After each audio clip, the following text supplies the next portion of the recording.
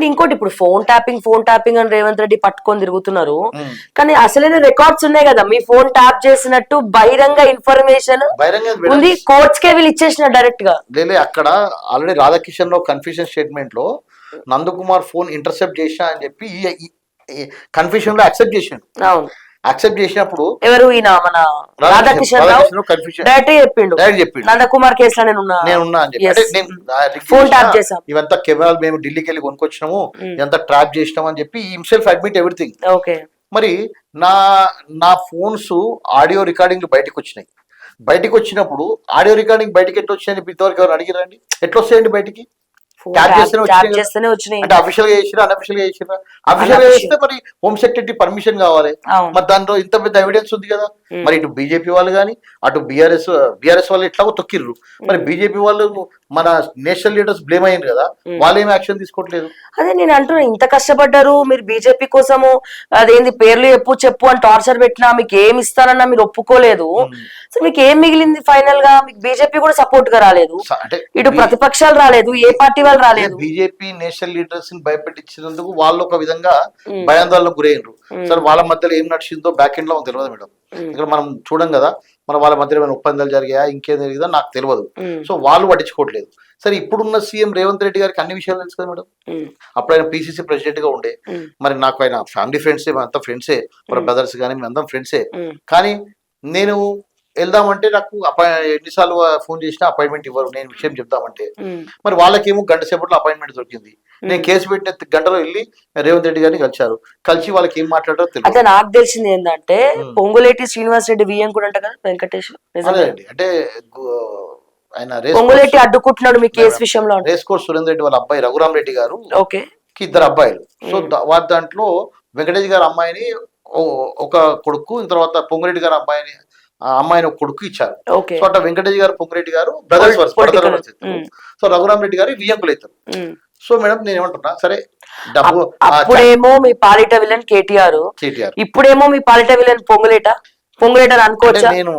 నేను తెలియంది మాట్లాడలేదు మేడం. ఎందుకంటే పొంగురెడ్డి గారు ఇప్పుడు రెవెన్యూ మినిస్టర్ గా ఉన్నారు, తర్వాత పొంగురెడ్డి గారు రఘురామ్ రెడ్డి గారు ఎంపీగా ఉన్నారు. వాళ్ళు మంచి రాయల్ ఫ్యామిలీ. సో వాళ్ళు సపోర్ట్ చేస్తుండ్రా లేదా అనేది నేను ఎవిడెన్స్ లేదు. చేసినా కూడా బ్యాక్ ఎండ్ వేస్తారు మేడం. ముందుకు వచ్చి చెప్పారు కదా మేము సపోర్ట్ చేస్తున్నాం అని చెప్పి. కానీ అందరికి మామూలుగా డౌట్ ఏమొస్తుంది అంటే వాళ్ళు చేస్తున్నారేమో అనిపిస్తుంది. సో వాళ్ళు రేవంత్ రెడ్డి దగ్గరికి అపాయింట్మెంట్ ఇప్పియడము. ఇంకా సురేష్ బాబు వెళ్తే రేవంత్ రెడ్డి గారు ఎంటైన్ చేయరు.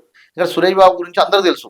సినీ ఫీల్డ్ లో కార్మికులు ఎంత ఇబ్బంది పెట్టిండు, ఎవరెవరికి ఎంతెంత డబ్బు ల్యాండ్లు గుంజుకున్నాడు, అన్ని ఒక మాఫియా అనమాట.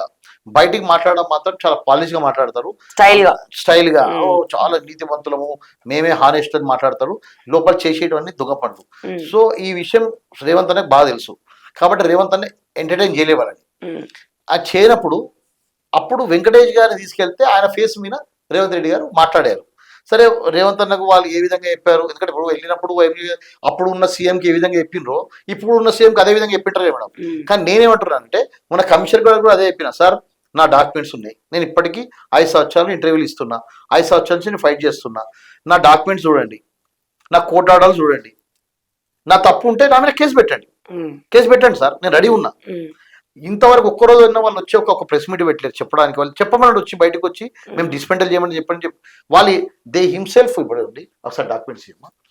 వాళ్ళు ఏం చేశారంటే వాళ్ళంతా వాళ్ళే వచ్చి, ఓకే ఇది ఎఫ్ఐఆర్ మీకు చూడండి,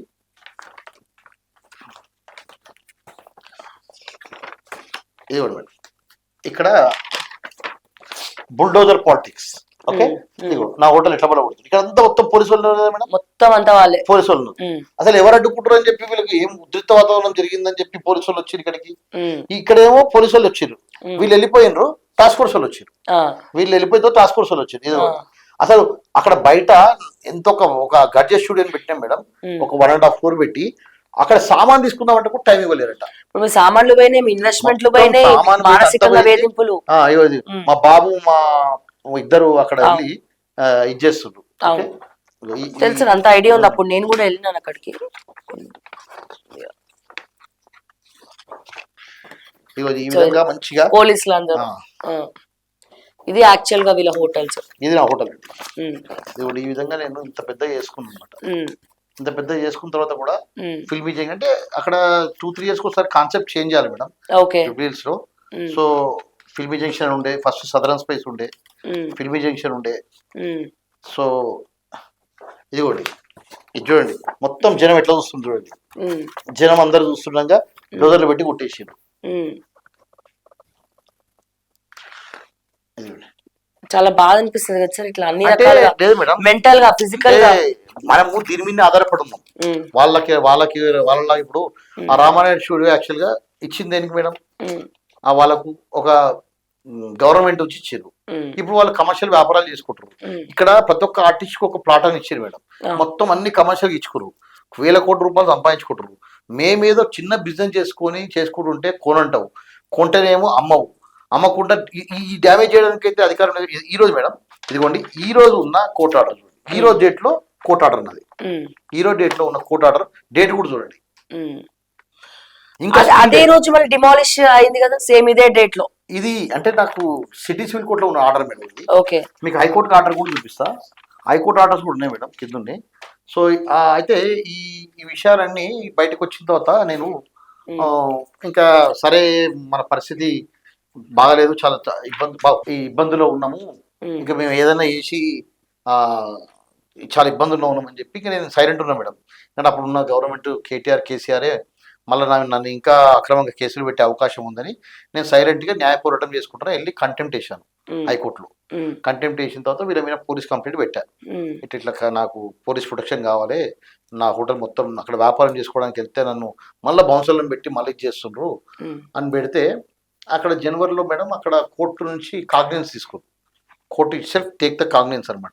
ఎందుకంటే నాకు న్యాయ వ్యవస్థ మీద నమ్మకం ఉంది, నేను వీళ్ళని పోలీస్ వ్యవస్థ మీద నమ్మకం లేదు, అప్పుడు నాకు మళ్ళీ అన్యాయం జరుగుతుంది అని చెప్పి నేను పోలీస్ స్టేషన్లో కంప్లైంట్ ఇవ్వలేదు మేడం. ఇవ్వకుండా కోర్టులో కంప్లైంట్ ఇస్తే కోర్టు మొత్తం అన్ని చూసి కేసు రిజిస్టర్ చేసింది, సమన్లు వాళ్ళకి పంపించింది. అది జరిగిందని తెలిసిన తర్వాత కూడా మేడం జనవరిలో జరిగింది, అది లాస్ట్ జనవరిలో జరిగింది. తెలిసిన తర్వాత కూడా జనవరిలో మళ్ళా నా హోటల్ మొత్తం డిస్మెంటల్ చేయడం, వేరే వాళ్ళకి లీజ్కి ఇచ్చిన అని చెప్పడము. అంటే ఎప్పుడు మేడం 2019లో ఉన్న కోర్టు ఆర్డర్లు లెక్క చేయరు, హైకోర్టు ఆర్డర్లు లెక్క చేయరు, మొన్న క్రిమినల్ కేట్ అంటే కోర్టు ఆర్డర్లు అంటే వాళ్ళకి ఏమైపోయిందంటే కోర్టుకు రమ్మంటే కోర్టుకు రారు, షూటింగ్లో ఉండమని చెప్తారు, ఇక్కడే ఉంటారు షూటింగ్లో ఉండమని చెప్తారు, కోర్టుకు రారు. దాన్ని ప్రొలాంగ్ చేసుకుంటూ రకరకాలుగా ఇబ్బందులు పెట్టుకుంటూ మొత్తం హోటల్ డిస్మెంటల్ చేసింది మేడం. ఫస్ట్ ఒకటేమో మేము వేరే వాళ్ళ కథా కాఫీ షాప్కు లీజ్కి ఇచ్చినామని చెప్పి ఒక డాక్యుమెంట్ వేసిండ్రు. జడ్జి అడిగింది ఆల్రెడీ ఎవిక్షన్ సూట్స్ పెండింగ్ ఉన్నాయి కదండి, నందకుమార్ కోర్టు ఆర్డర్ ఉన్నాయి కదా, ఆల్రెడీ హైకోర్టు ఆర్డర్ ఉన్నాయి కదా, ఇన్ని ఉండగా మీరు ఏ విధంగా వేరే వాళ్ళకి లీజ్కి ఇస్తారు అంటే వేరే వాళ్ళతో ఏ విధంగా అగ్రిమెంట్ ఎంటర్ అవుతారు, తప్పు కదా అని చెప్పి చెప్తే నా కేసు విత్డ్రా చేసుకుంటా అంటాడు. 5 సంవత్సరాలతో నీ ఇష్టం అని కేసు విత్డ్రా చేసుకోవడానికి అని చెప్పి జడ్జి అక్కడ కూడా తిట్టింది, నో నథింగ్ డూయింగ్ అని చెప్పింది. అయితే అక్కడ మళ్ళీ నేను వెళ్ళి ఎక్కడ వ్యాపారం చేసుకుంటాను అని చెప్పి మా వాళ్ళు అక్కడే ఉండంగా రాత్రికి మా డ్రైవర్ ఇంకో మేనేజర్ ఉంటాడండి, వాళ్ళు వచ్చేసిండ్రు. రాత్రికి రాత్రే మొత్తం బిల్డింగ్ డిస్మెంటల్ చేసిండ్రు. ఆ ఫొటోస్ కూడా ఉన్నాయి దగ్గర. రాత్రికి రాత్రి డిస్మెంటల్ చేసి కంప్లీట్ గా ఇది చేసి లెవెల్ చేసిరు. అక్కడ ఉన్న ఏసీలు మొత్తం అన్ని తీసుకొని ఎంత అహంకారం అంటే ఎక్కడ పోయినాయి అని అడిగితే సార్ మేము బౌన్సర్లకు ఇచ్చేసాం సార్, బౌన్సర్లు అమ్ముకుర్రు అని చెప్తున్నాం. మీ జనరేటర్ కూడా వాళ్ళ కోడలు రీసెంట్ గా ఒక జనరేటర్ మిగిలింది. జనరేటర్ మిగిలితే వాళ్ళ మామయ్యకు రానా వాళ్ళ వైఫ్ జనరేటర్ డబ్బులు అడిగితే ఇవ్వలేడట, ఇవ్వకుంటే ఈ జనరేటర్ ఇచ్చిరని చెప్పి మొన్న టీవీలో ఆమె చెప్తుంది, మా మామయ్య ఇంటర్వ్యూలో జనరేటర్ డబ్బులు ఇవ్వలేదని చెప్తుంది. అంటే నేను అలా అడ్వకేట్ కూడా అడిగాను, సార్ అక్కడ జనరేటర్ ఉంది అందుకని వేరే దగ్గర వ్యాపారం చేసుకుంటున్నా, జనరేటర్ అని ఇవ్వండి, నేను తీసుకుంటే బాగుండదు ఎందుకంటే కోర్టులో ఉంది కదా ఇష్యూ అంటే. ఆ అడ్వకేట్ అండి మొత్తం మిస్లీడింగ్ అడ్వకేట్ అనమాట. అడ్వకేట్ ఏం చేశాడంటే వీళ్ళు ఇమీడియట్ గా అక్కడి నుంచి జనరేటర్ తీసేయండి సార్, నందు జనరేటర్ అడుగుతుందని చెప్పి, తర్వాత బిల్డింగ్ అంతా భూస్థాపితం చేయండి అని చెప్పి మొత్తము అడ్వకేట్ దీన్ని మిస్లీడ్ చేయడము, వాళ్ళని మిస్లీడ్ చేయడము. అంటే ఇప్పుడు వాళ్ళకి ఏముంటుంది ఏంటంటే వాళ్ళు కోర్టులో కేసు వేసిన తర్వాత అడ్వకేట్ మీద వదిలేశారు. సో సరే వాడికి బొంద పెట్టే వరకు వదిలేసినట్టు లేడు. సో అది మనకు మంచిదే. నేనేమంటారంటే అంత అంటే చిన్న పిల్లని కూడా అర్థమవుతాయండి కేసు, కోర్టు ఆర్డర్ ఉండగా డిస్మెంటల్ చేయడము ఇవన్నీ చేయొద్దు కదా. మరి అంత పెద్ద సెలబ్రిటీలు అయి ఉండి అన్ని తెలిసి కూడా ఆ అహంకారమా ఓవర్ కాన్ఫిడెన్సా అనేది తెలియదు మేడం. వాళ్ళు అంత ఈజీగా కేటీఆర్ ఇరుక్కోవడం దీంట్లో కేటీఆర్ ఇప్పుడు దీంట్లో ఉన్నాడని పెట్టడం నేను ఎట్లా ఇప్పుడు వాళ్ళ యొక్క ఫోన్స్ ఉంటాయి మేడం. ఇప్పుడు మీరు కేటీఆర్ కేసు సంబంధించిన వేస్తున్నారని ఫోన్స్ తెలిసి ఉంటాయి మేడం. నిజమేనా? ఇప్పుడు కేటీఆర్ సంబంధించినవి వాళ్ళ మీటింగ్ వెళ్ళినప్పుడు వాళ్ళ వీళ్ళు కూర్చున్నప్పుడు సెల్ ఫోన్ టవర్స్ దొరుకుతాయి. వాళ్ళ డాటా వీళ్ళ డాటా తీస్తే దొరుకుతుంది. సో నేను ఈ రోజు ఆయన మున్సిపల్ మినిస్టర్ కాబట్టి ఆయన అంటున్నా, ఎందుకంటే మున్సిపల్ మినిస్టర్ తెలియకుండా ఇంత పెద్ద అవకాశం లేదు. అప్పుడు నా జరిగిన ఇన్సిడెంట్ కు ఆ మున్సిపల్ మినిస్టర్ గా ఉన్నప్పుడు పలగొట్టిరని చెప్పి నాకు తెలుసు. కానీ నేను ఎవిడెన్స్ లేదు కదా, ఎవిడెన్స్ ప్రూవ్ చేయడానికి ట్రై చేస్తున్నాను మేడం. ఎవిడెన్స్ 100% దొరుకుతుంది. నిజంగానే కేసు పెడుతున్నారా? కేసు పెడుతున్నారు కేటీఆర్ మీద కూడా, అంటే నాకు డామేజ్ జరిగింది ఎట్లా, అంటే మున్సిపల్ మంత్రిగా ఎట్లా ఇన్స్ట్రక్షన్స్ ఇస్తారు డిమాలిష్ చేయమని చెప్పి? ఇప్పుడు ఇన్స్ట్రక్షన్ ఇచ్చిన అంటే కేటీఆర్ గారు ఏదైతే ఇప్పుడు ఫార్ములా ఈ కేసులో ఏ విధంగా చెప్పిండు, ఆయన అరవింద్ కుమార్ ట్రాన్స్ఫర్ చేశాయని చెప్పిండు. ఇప్పుడు అరవింద్ కుమార్ కింద ఉన్న బిఎల్ఎన్ రెడ్డి వాళ్ళు ఎక్కిండ్రు. సేమ్ మా కేసులో కూడా ఆయన మినిస్టర్ గారు రిటర్న్ ఇయ్యాడుగా మేడం, ఫోన్ చేసి చెప్తాడు పలగొట్టేసే పోండి అంటారు. పోయి పలగొట్టేయండి అని చెప్తే మీరు వాళ్ళు సంకలు గుర్తుకుంటే వీళ్ళకు ఐఏఎస్లు చేసి ఐపీఎస్లు చేసి ఇంత పెద్ద చదువులు చదువుకొని ఈ రోజు ఇక్కడ పోస్టింగ్ కాకుండా ఇంకో దగ్గర పోస్టింగ్ ఉంటుంది మేడం. ఈ పోస్టింగ్ లో కక్కుర్తి పడి ఇటువంటి తప్పుడు పనులు చేయడము, తప్పుడు పనులు చేసిన తర్వాత అల్టిమేట్ ఏమైతారు మేడం, నేను రెస్పాన్సిబిలిటీ వాళ్ళని ఆడతాను కదా. మధ్యలో వాళ్ళు ఇరుక్కున్నారు. ఇప్పుడు ఆ టాస్క్ ఫోర్స్ ఖలీల్ పాషా అన్నాడు. ఇప్పుడు ఎందుకంటే మిగతా వాళ్ళందరూ జైల్లోనే ఉన్నారు, రాధాకిషన్ రావు అంతా జైల్లోనే ఉన్నారు. ఇప్పుడు ఖలీల్ పాషా రెస్పాన్సిబుల్ బై నా డిస్మెంటల్. నేను ఈ రోజు కూడా మొన్న ఉన్న పోలీస్ డిపార్ట్మెంట్ కానీ అందరికి నేను రిక్వెస్ట్ ఏంటంటే ఏది ఉందో న్యాయం చేయండి. నాకు న్యాయం చేయడం అంటలేదు, న్యాయం సపోర్ట్ చేయండి, ధర్మాన్ని సపోర్ట్ చేయండి. వాడేదో సెలబ్రిటీ అని చెప్పి వాడేదో ఇంకోటి చేస్తాడని చెప్పేసి మీరు అనవసరంగా కేసులలో ఇరకండి. ఇప్పుడు 100% మేడం దీంట్లో మా లీగల్ వాళ్ళు చూస్తున్నారు ఏ విధంగా వీళ్ళందరి మీద క్రిమినల్ కేసులు పెట్టాలి. సార్ ఇంకోటి, ఫోన్ ట్యాపింగ్ లో ప్రధాన ఎవిడెన్స్ మీరే. రెడ్ హ్యాండెడ్ గా మీ కాల్స్ దొరికినాయి, రెడ్ హ్యాండెడ్ గా రాధాకిషన్ రావు ఒప్పుకున్నాడు. అయినా ఆ ఫోన్ ట్యాపింగ్ ని కూడా తెర మీద తీసుకొచ్చి రేవంత్ రెడ్డి పట్టించుకోవట్లేదు. స్టార్టింగ్ ఏమో చాలా సీరియస్ గా తీసుకుంటున్నాం దీని అన్నాడు, ఇప్పుడు అంతా కూడా ఏం చెప్పట్లేదు. ఆ కేసు ఏమైందంటే అసలు ఈ విషయంలో నేను డీజీపీ గారికి కలిశాను, కమిషనర్ గారిని కలిశాను. అప్పుడు కొత్తకోట శ్రీనివాసరెడ్డి సార్ ఉండే, డీజీపీ గారు రవిగుప్తా ఉండే. సార్ ఈ విధంగా నా దాంట్లో ఎవిడెన్సెస్ ఉన్నాయి, మరి మీకు ఏదైనా అంటే వాళ్ళే అడిగారు, నందకుమారి నీ దాంట్లో ఎవిడెన్సెస్ ఉన్నాయి మాకు ఉపయోగపడతాయి అన్నాడు. నేను ఎనీవే సార్ నా ఎవిడెన్సెస్ నా దగ్గర లేవు, సీఎం కేసీఆర్ గారే ఎవిడెన్స్ ఇచ్చారు. ఆ రోజు ప్రెస్ మీట్ పెట్టి అందరికీ మొత్తం హైకోర్టు జడ్జీలకు సుప్రీంకోర్టు జడ్జీలకు పంపించారు.